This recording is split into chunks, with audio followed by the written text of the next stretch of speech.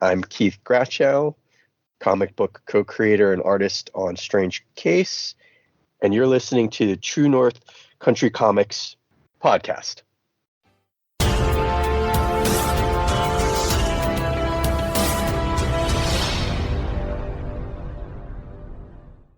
Welcome to the True North Country Comics podcast, dedicated to promote Canadian comic book and graphic novel creators and supporters.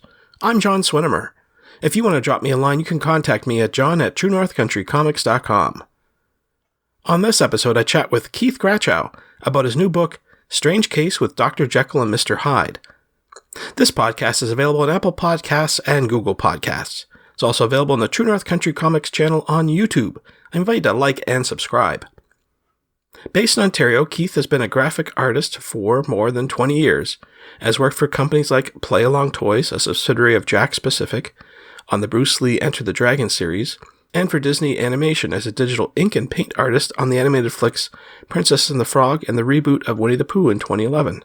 He's also a full-time illustrator, creating comic books, webcomics, graphic novels, and children's books, including Mark Twain's Niagara, SCI the Jewish Comics Anthology, Saltwater, and more.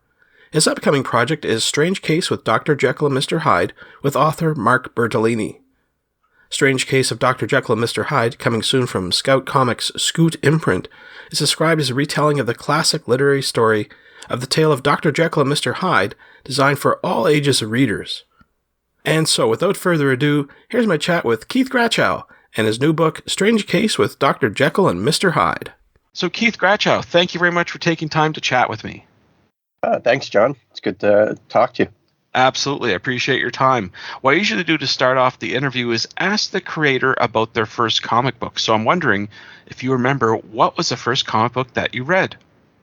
I don't, unfortunately. I mean, I can give you a general sense of some of the earlier comic books that I remember seeing.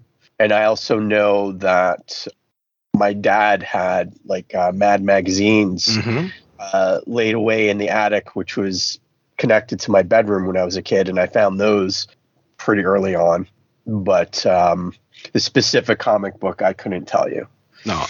Well, Mad Magazine is definitely a great inspiration. I know there's a lot of folks today who constantly refer to those, as being inspirational for either art or the humor involved in it. That's for sure.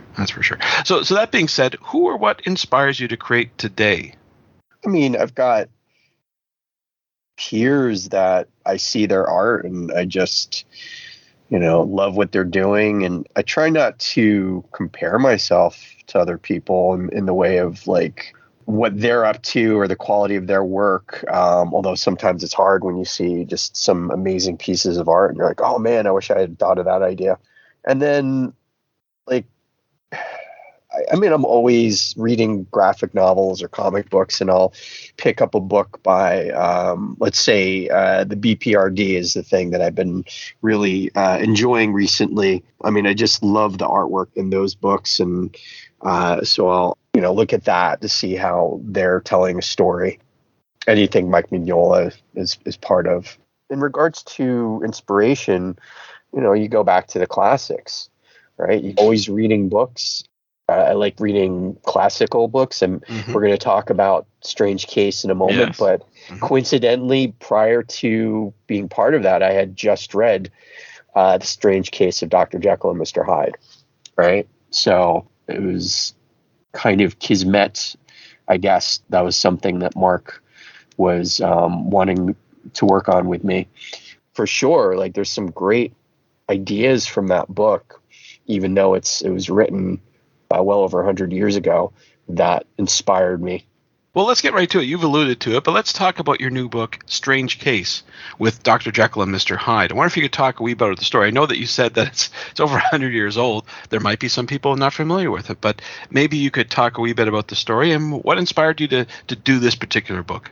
It was written by Robert Louis Stevenson, who I believe also did Treasure Island and some other famous books of that period in the late 1800s, so kind of during the Victorian era of London.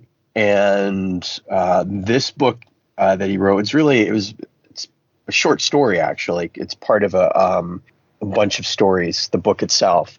But the story of the strange case of Dr. Jekyll and Mr. Hyde is probably the most famous of those stories. And it talks about this Dr. Jekyll who has been experimenting chemicals upon himself and I guess trying to change his personality, change who he is. And in doing so, he releases this creature, Mr. Hyde.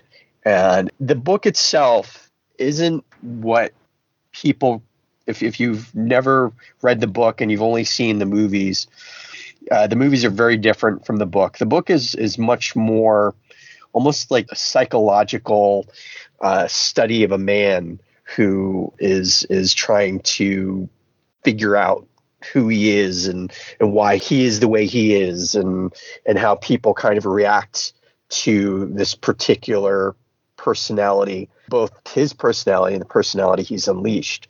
It's not the monstrous version that most people remember of Mr. Hyde and the monstrous version that I'm drawing in Strange Case. But there are some really interesting ideas that are pulled from it.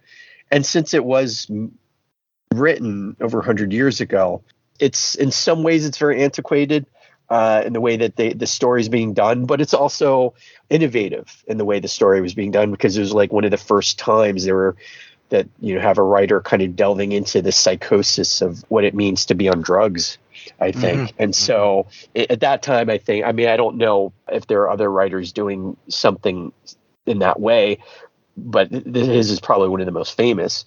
And so in that way, I think it was quite innovative. Sure. One thing that comes to mind is Arthur Conan Doyle with his character Sherlock Holmes dabbled a wee bit in that sort of thing to expand his mind, so to speak. But yeah, certainly that was, I guess, the psyche of the time. That was the thing to talk about. You mentioned the character in drawing this. Certainly it comes from a literary novel from years ago. Did you draw upon any sources for the character design?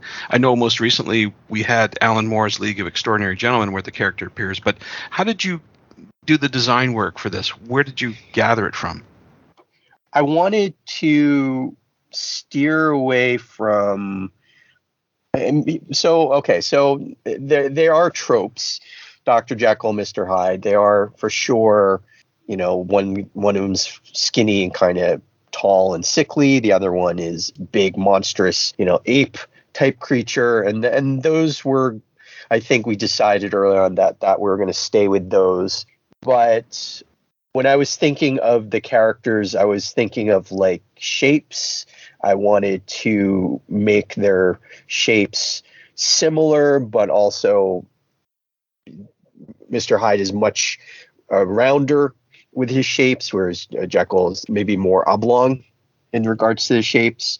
And that was kind of how they were going to play off of each other. There were going to be similarities between them, but also those differences of the visual structure. And then their personalities too. Their personalities they have some similarities, but there's also a lot of differences in regards to who they are and their motivations. And when you read the stories, you'll see what they are and the backstory of Dr. Jekyll and Mr. Hyde and why they are in the situation they're in now. Now, you've mentioned this person's name already in our conversation, but want to know who else is helping you with this book and how did you two meet? So Mark Bertolini is the writer of the book. I mean, we are co-creating this together, but it was his idea initially to work on this story. And so initially his idea was you have this literary character that it's kind of similar to the Incredible Hulk, right? Like when Dr. Banner is around, the Incredible Hulk is not there, but then, he turns into the Incredible Hulk. So you would have, and that is some of the origin for the Incredible Hulk is the Jekyll and Hyde story. But ours, we're separating the two characters. And I think the Hulk has done that as well too. But this is what we're doing is, I don't know if I've seen that happen, at least in a comic book form with Dr. Jekyll and Mr. Hyde, where they're two characters who are kind of put together to solve these mysteries. And so Mark had that idea initially, and he wanted to make it this pretty edgy Victorian adventure, like a murder adventure type thing. He brought it to me, and I'm like, oh, this is really cool. I love the idea. And, like, he was very open to me helping to come up with ideas for the story. So from the get-go, like, we were kind of riffing off of each other in regards to, like, what if we did this? And yeah, that's a great idea. And what if we did this? Oh yeah, I like that. And kind of figuring out how to meld the two of us together, kind of like Dr. Jekyll and Mr. Hyde, melding our ideas together to kind of form what would become the story of Strange Case. Once we got that, then we pitched it, and Mark had some ins with some publishers, one of which was Scout Comics. They're based out of Florida. And Scout, the editor, Andrea, really liked it, but he thought we would have a better chance of getting into Scout if we made it like an all ages story. Mm-hmm. And so we're like, okay, yeah, we can go with that. Like, we had already thought of other ideas that we can use for Strange Case. The one that we came up with was for sure a really dark, kind of not appropriate for all ages story. But we had other stories that we had in the back burner anyway, because we figured that would be a question any editor would ask. And so we just kind of said, well, what about one of these stories? And he's like, okay, yeah, see what you can do with that. So we adapted another story we had come up with. And that's the story that we're going to hopefully be releasing in the next couple of years. Before we come out with this Strange Case, I guess we're going to call it a graphic novel that Mark and I are creating, we've released Strange Case Ashcan, which is a standalone story of Dr. Jekyll and Mr. Hyde, how they came about solving cases together. It's published by Scout, their imprint Scoot. And it's currently, we have it in our hands. We're just going to have to figure out when we can go and do a book signing for it. As I'd mentioned, I think it'll probably be in September, potentially. But stay tuned for the main book series. And they're all going to be standalone stories so that you don't have to necessarily pick them up in any particular order. And they're going to be all ages. And hopefully will be out in the next couple of years. Sounds good. I want to switch gears a wee bit now and talk about the tools used to create your art. And I wonder if you could walk me through your workflow as well. I am traditionally trained, which means that I went to school for art.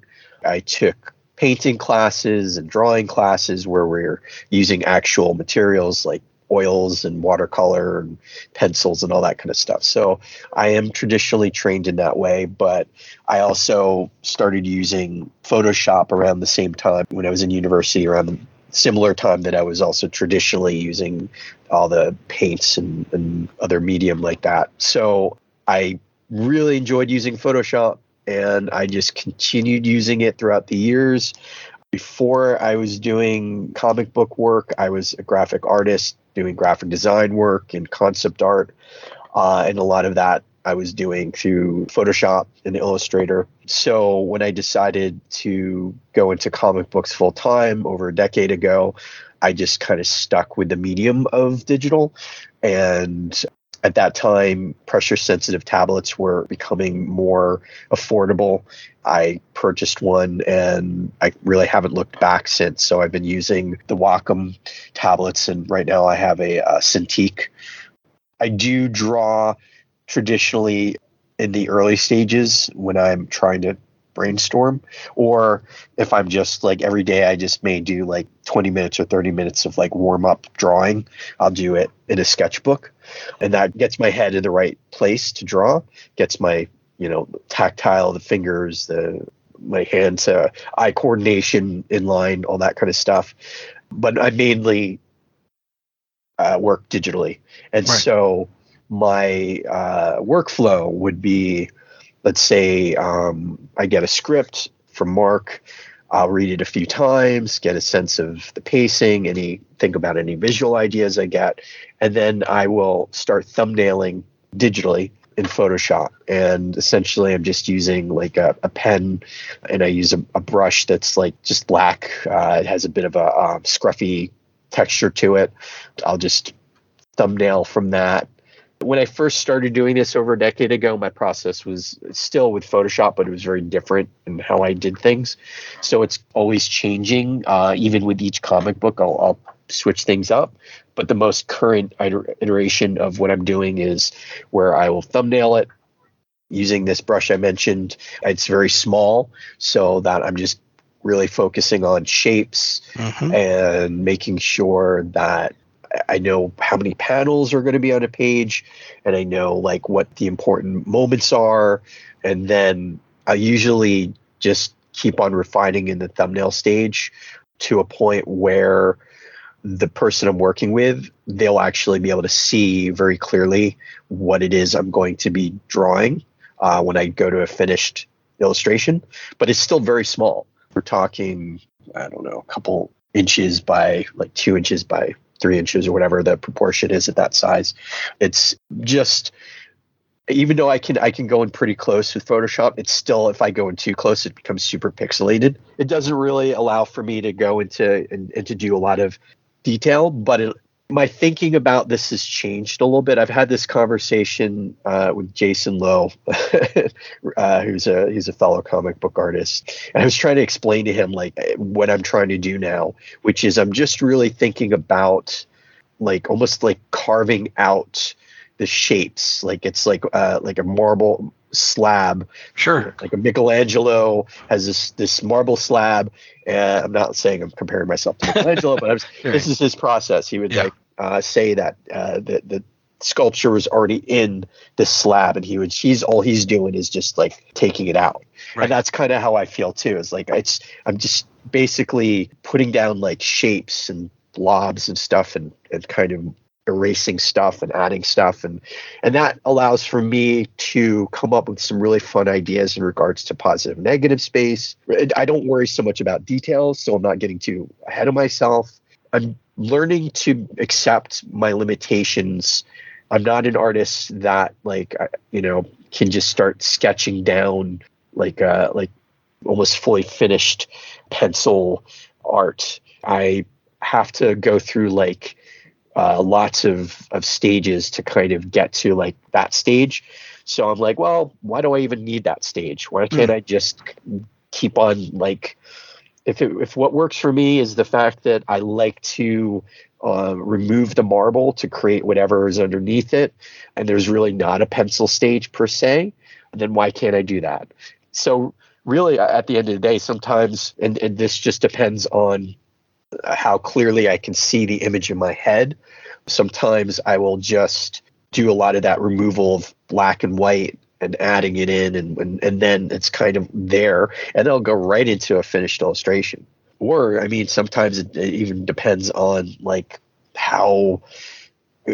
So, I mean, there are occasions where like that initial thumbnail, if I blow it up, I would probably have to refine it one more time just because it looks too pixelated, but it's pretty much there. It's done. Right. And that's exciting to me because it's just, I'm not concerning myself so much with like, okay, now I have to put in like a thumbnail, then I have to pencil it, and then I have to ink it and all that kind of stuff.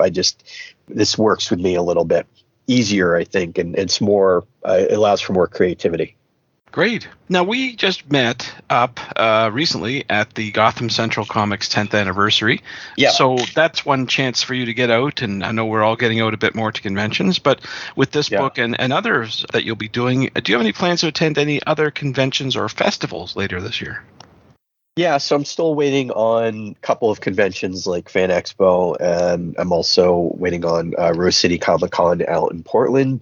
Hopefully I'll find out about Portland pretty soon. And then Fan Expo, right now I'm on a waiting list to get in as a guest. So we'll see if I get in for that one or not. And then after that, Mark and I do plan on trying to do like a book tour for Strange Case. I don't think it's going to happen over the summer. There isn't enough time. But we had talked about if it's not going to happen this summer that we would go out to like go back to Gotham Central. Carlos had mentioned that there's going to be like an indie fest, and so it'd be awesome if we could have our book there, Strange Case for that. And I'm in talks with, I've got other comic book shops like Comic One Books that will probably do a signing at. My dilemma right now is that because of having things been shut down for the last couple of years, it postponed other projects that were kind of done. So like I've been promoting a comic book called Bingo Invades the Zoo early this year, but that was supposed to be out last year. And that means that everything else would have been pushed for earlier this year for me to release. But because of how things are working out, I have all these like projects coming out within like months of each other. So I have to figure out, I don't want to like take any thunder away from any of the other projects. So I may be doing very strategic planning in regards to, because I've got a Saltwater issue number 4 coming out by August. So, figuring out when I'm going to premiere at what show and that kind of thing. So they all kind of can shine a bit. Well, it sounds like you've got a lot on the go between new books and conventions and festivals and appearances. Do you have a website or social media where you recommend people go to find out about your ongoing activities? My main website is kgrachow.com. So it's my first initial and last name, and I'm sure you'll have it spelled out on your podcast. But I'm not always updating that. People want to see like the most recent work I'm doing or any kind of announcements I'm making when it comes to shows or book signings.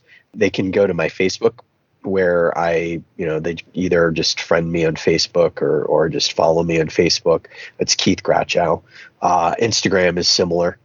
So those are the ones I use mostly. I know I should be building up my website a bit more, but for now, the social media, it's just easier. Sure. Well, Keith, those are all the questions I have for you, but I'm wondering, is there something I didn't ask that you'd like to get across in this interview? Yeah, I wouldn't mind talking a little bit about some of the other projects I'm doing. I'd mentioned Saltwater and Bingo. So Mitch Cook and I have collaborated for years now on our projects. Bingo is a all ages Looney Tunes-esque comic book. It's a one-shot, I guess, that plants a little mischievous Martian in a zoo in Seattle and the antics he gets into to try to, I guess, prove to his parents that he can do things, that he's capable of being a good Martian. And we've got our ongoing comic book called Saltwater. Issue number 4 is going to be out in August, as I said. And that one is starting up the first part of Children of Mars. So it's basically, if you haven't read it, it takes place in a colony in Mars starting in the 50s. They get cut off from the Earth, believing it's been destroyed. But then they get a message like 55 years later, I believe, 60 years later, something like that, that the Earth isn't destroyed. And that's where the story begins. And so it takes a 13-year-old girl named Meg to try to figure out like what the hell's going on, why she thought the Earth was destroyed when it hadn't been, and what the people and her fellow colonists, her family, what they've been hiding from her. Issue number 4 will expose quite a bit more of that. So it's pretty exciting to kind of start seeing where the story's going. And then we're actually working on another project that's going to be part of like a whole completely different universe of stories called The Dwell. And this one is more anthropomorphic with like, I guess it's kind of like Bone in some ways, but not. I don't think it's going to be as cartoony in that way. But anyway, the first one that we're working on is about the Sasquatch family. I won't say too much more about it, but I mean, you're drawing like Bigfoot, so it's pretty cool. And then I have Donnybrook issue number 3 that will be out again probably by the end of July, early August. That's put out by Mess Bucket Comics, and Dom Riggio is the writer, and it's kind of his semi-autobiographical account of his minor hockey league time as a minor hockey league player, what happened behind closed doors. So it's kind of this pretty raunchy, funny story of this imagined hockey league called the Michigan Massacre, and they're run up to getting to playoffs and all that kind of stuff. So issue 3 will be out soon. And yeah, so I've got some other stories, like short stories that'll be out in anthologies. There's a French Quebecois, I guess it's comic magazine called Plancher. I think I'm pronouncing it correctly. I could be wrong, but that's going to have a story in it. And there's going to be another comic book that I'm going to be releasing that I'm almost finished working on. I don't want to talk too much about it because I don't want to. We'll talk about that for the next time.